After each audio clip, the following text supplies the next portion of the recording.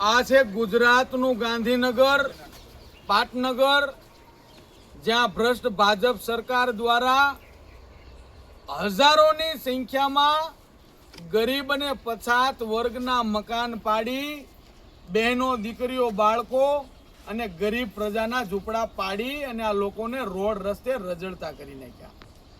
અહીં વિઝિટ કરતાની સાથે જ ગરીબ પ્રજાની વેદના, આની અંદર એક બાળકની હત્યા થઈ ગઈ.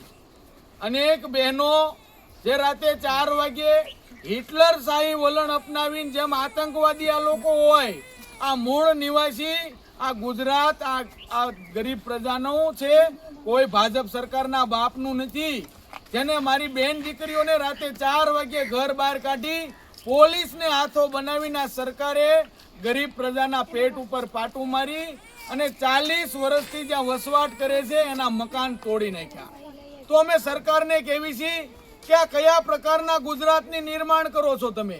એક બાજુ એમ કહો છો બેટી બચાવો બેટી પઢાઓ, નારીને સુરક્ષા રાખવાના વચનો આપો છો, બાળકોને ભણાવવાના વચન આપો છો, ત્યારે વાસ્તવમાં ખરેખર તમારી પાસે આ ગરીબોને આપવા માટે મકાન નથી, ગરીબોને આપવા માટે વીજળી નથી, ગરીબોના છોકરાને આપવા માટે શિક્ષણ નથી. ત્યારે આજે ગાંધીનગરની અંદર આ લોકોને હજારોની સંખ્યામાં મકાન પાડીને જે રસ્તે રજળતા કર્યા છે, ભાજપ સરકારને અમે સંગઠન વંતી ચેલેન્જ આપી છે કે 29/9/2025 રોજ ગાંધીનગર સત્યાગ્રહ છાવણી મુકામે આ ગરીબ લોકોના ન્યાય માટે, ગરીબોને મકાન અપાવવા માટે પૂરી તાકાતથી તમારી સામે ગાંધી ચિંધ્યા માર્ગે ઉપવાસ આંદોલન કરવા આવ્યું છે. વહેલી તકે આ લોકોનું નિરીક્ષણ કરી જે ગરીબ લોકોના મકાન પાડી દેવામાં આવ્યા છે, ગરીબોને બેઘર કરવામાં આવ્યા છે, આ બહેનો દીકરીઓને રસ્તે રજળતી કરી નાખી છે, બાળકો સ્કૂલે નથી જઈ શકતા, લાખો કરોડો રૂપિયાની ઘર વકરી એનો તમામ સામાન રસ્તે રજળતો તોડફોડ કરી નાખી છે, એની તમામ ભરપાઈ કરવામાં આવે, આ લોકોને મકાન આપવામાં આવે.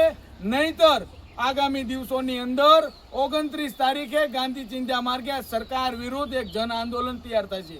ક્યાંક ને ક્યાંક ગુજરાતની અંદર ભ્રષ્ટ ભાજપ સરકાર દ્વારા ગરીબોના મકાનની અંદર બુલડોઝર ફરે છે. તમારામાં તેવડ હોય, તમારામાં તાકાત હોય તો તમારા બાપ હરામના તમારા જે મળતિયા હોય અસંખ્ય હજારો વીઘા જમીન વાળી છે, તમારા તેવડ હોય તો ત્યાં જાવને જીસીબી લઈને પોલીસનો ડર દેખાડીને ગરીબ પ્રજાના મકાન પાડી દો છો.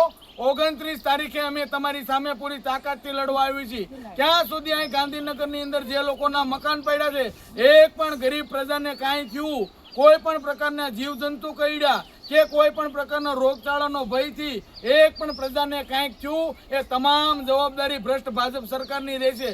જેથી કરીને અમે અહીંના જે કોઈ આ કલેક્ટર આવતા હોય, ધારાસભ્ય આવતા હોય કે રાજ્યના મુખ્યમંત્રીને મીડિયાના માધ્યમથી ચેલેન્જ આપી છે કે આ ગરીબ પ્રજા 3 દિવસથી એને ખાધું નથી, એક પ્રેગ્નેન્ટ મહિલાનું બાળક જન્મતાની સાથે જ આ બધા મકાન પાડી દેવામાં આવ્યા એટલે એનું મૃત્યુ થયું છે.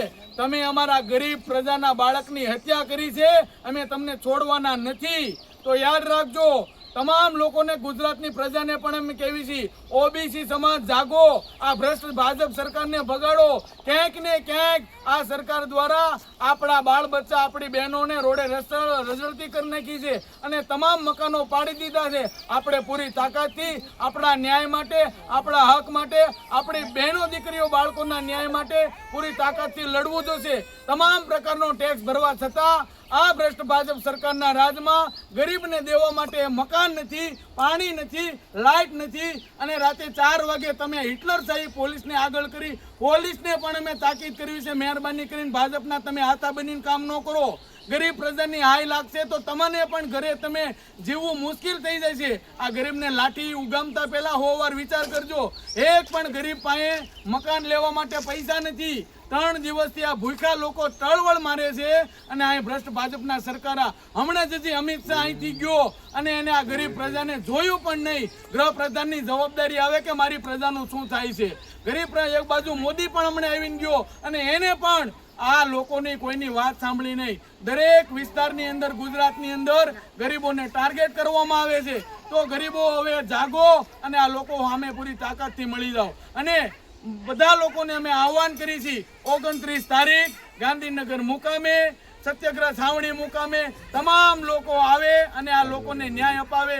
તમામ સંગઠનો, તમામ આગેવાનો ને હું આહવાન કરું છું કે ગાંધીનગર આવો. આપણી બહેનો દીકરીઓને આ ભ્રષ્ટ ભાજપના બુલડોઝરે રસ્તે રજળતી કરી છે. આ લોકોને ન્યાય અપાવવા માટે તમામ લોકો પધારો. જય હિન્દ, જય ભારત.